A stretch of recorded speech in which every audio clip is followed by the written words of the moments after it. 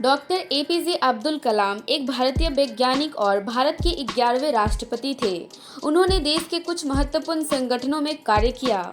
उन्होंने वर्ष 1998 के पोखरण द्वितीय परमाणु परीक्षण में भी महत्वपूर्ण भूमिका निभाई। डॉक्टर अब्दुल कलाम भारत के अंतरिक्ष कार्यक्रम और मिसाइल विकास कार्यक्रम के साथ भी जुड़े थे। इसी कारण उन्हें मिसाइल मैन भी कहा जाता है। वर्ष 2002 में कलाम भारत के राष्ट्रपति चुने गए और 5 वर्ष की अवधि की सेवा के बाद वह शिक्षण, लेखन और सार्वजनिक सेवा में लौट आए। उन्हें भारत की सर्वोच्च नागरिक सम्मान भारत रत्न सहित कई पुरस्कारों से सम्मानित किया गया। प्रारंभिक जीवन। डॉक्टर अब्दुल कलाम का जन्म 15 अक्टूबर 1931 में तमिलनाडु के रामेश्वर में एक मुसलमान परिवार में हुआ। उनके पिता जैनुल आबिदीन एक नाविक थे और उनकी माता आसियाम्मा एक गृहिणी थी। उनके परिवार की आर्थिक स्थिति ठीक नहीं थी, इसलिए उन्हें छोटी उम्र से ही काम करना पड़ा। अपने पिता की आर्थिक मदद के लिए डॉक्टर अब्दुल कलाम स्कूल के बाद समाचार पत्र वितरण का कार्य करते थे। अपने स्कूल के दिनों में कलाम पढ़ाई लिखाई में सामान्य थे, पर नई चीज़ें सीखने के लिए हमेशा तत्पर और तैयार रहते थे। उनके अंदर सीखने की भूख थी और वो पढ़ाई पर घंटों ध्यान देते थे।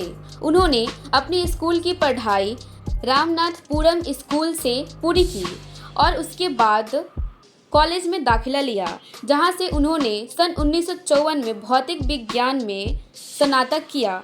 उसके बाद वर्ष 1955 में वो मद्रास चले गए, जहां से उन्होंने इंजीनियरिंग की शिक्षा ग्रहण की। वर्ष 1960 में कलाम ने मद्रास इंस्टीट्यूट ऑफ टेक्नोलॉजी से इंजीनियरिंग की पढ़ाई पूरी की। Career. Madras institute of technology से इंजीनियरिंग की पढ़ाई पूरी करने के बाद कलाम ने रक्षा अनुसंधान और विकास संगठन में वैज्ञानिक के तौर पर भर्ती हुए। कलाम ने अपने करियर की शुरुआत भारतीय सेना के लिए एक छोटे से हेलीकॉप्टर का डिज़ाइन बनाकर किया। डीआरडीओ में कलाम को उनके काम से संतुष्टि नहीं मिल रही थी। कलाम पंडित जवाहरलाल नेहरू द्वारा गठित Indian national committee of space research के सदस्य भी थे। इस दौरान उन्होंने प्रसिद्ध अंतरिक्ष वैज्ञानिक विक्रम साराभाई के साथ कार्य करने का अवसर मिला। वर्ष 1969 में उनका स्थानांतरण भारतीय अंतरिक्ष अनुसंधान संगठन इसरो में हुआ। यहाँ वो भारत के सैटेलाइट लॉन्च व्हीकल परियोजना के निर्देशक के तौर पर नियुक्त किए गए थे। इसी परियोजना की सफलता के परिणाम स्वरूप भारत का प्रथम उपग्रह रोहिणी पृथ्वी की कक्ष में वर्ष 1980 में स्थापित किया गया।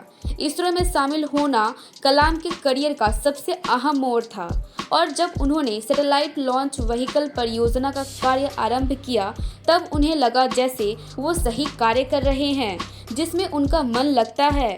1963 से 64 के दौरान उन्होंने अमेरिका के अंतरिक्ष संगठन नासा की भी यात्रा की। परमाणु वैज्ञानिक राजा रमन्ना, जिनके देखरेख में भारत ने पहला परमाणु परीक्षण किया। परमाणु वैज्ञानिक राजा रमन्ना ने डॉक्टर कलाम को वर्ष 1974 में पोखरण में परमाणु परीक्षण देखने के लिए भी बुलाया था। 70 और 80 के दशक में अपने कार्यों और सफलताओं से डॉक्टर कलाम भारत में बहुत प्रसिद्ध हो गए और देश के सबसे बड़े वैज्ञानिकों में उनका नाम गिना जाने लगा।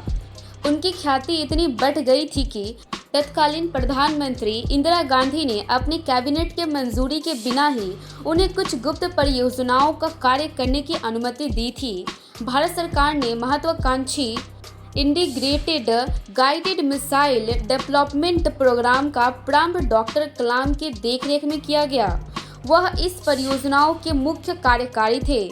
इस परियोजना ने देश को अग्नि और पृथ्वी जैसी मिसाइलें दी हैं। जुलाई 1992 से लेकर दिसंबर 1999 तक डॉक्टर कलाम प्रधानमंत्री के वैज्ञानिक सलाहकार और रक्षा अनुसंधान और विकास संगठन के सचिव थे। भारत ने अपना दूसरा परमाणु परीक्षण उसी दौरान किया था। उन्होंने इसमें एक महत्वपूर्ण भूमिका निभाई थी। इस दौरान मिले मीडिया कवरेज ने उन्हें देश का सबसे बड़ा परमाणु वैज्ञानिक बना दिया।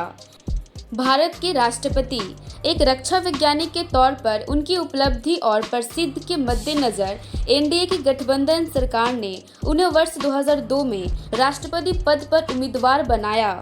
उन्होंने अपने प्रतिद्वंदी लक्ष्मी सहगल को भारी अंतर से पराजित किया और 25 जुलाई 2002 को भारत के 11वें राष्ट्रपति के रूप में शपथ लिया। डॉक्टर कलाम देश के ऐसे तीसरे राष्ट्रपति थे जिन्हें राष्ट्रपति बनने से पहले ही भारत रत्न से नवाजा जा चुका था। इससे पहले डॉक्टर राधाकृष्ण और डॉक्टर जाकिर हुसैन को राष्ट्रपति बनने से पहले भारत रत्न से सम्मानित किया जा चुका था। उनके कार्यकाल के दौरान उन्हें जनता का राष्ट्रपति कहा गया। अपने कार्यकाल की समाप्ति पर उन्होंने दूसरे कार्यकाल की भी इच्छा जताई, पर राजनीतिक पार्टियों में एक राय की कमी होने के कारण उन्होंने यह विचार त्याग दिया। 12वें राष्ट्रपति प्रतिभा पाटिल के कार्यकाल के समाप्ति के समय एक बार फिर उनका नाम अगले संभावित राष्ट्रपति के रूप में चर्चा में था, परंतु आम सहमति नहीं होने के कारण उन्होंने अपने उम्मीदवार का विचार त्याग दिया। राष्ट्रपति पद से सेवा मुक्त होने के बाद का समय। राष्ट्रपति पद से सेवा मुक्त होने के बाद डॉक्टर कलाम शिक्षण, लेखन, मार्गदर्शन और शोध जैसे कार्यों में व्यस्त रहे और भारतीय प्रबंध संस्था अहमदाबाद, भारतीय प्रबंध संस्था इंदौर जैसे संस्थानों से विजिटिंग प्रोफेसर के तौर पर जुड़े रहे। कलाम हमेशा से देश के युवाओं और उनके भविष्य को बेहतर बनाने के बारे में बात करते थे।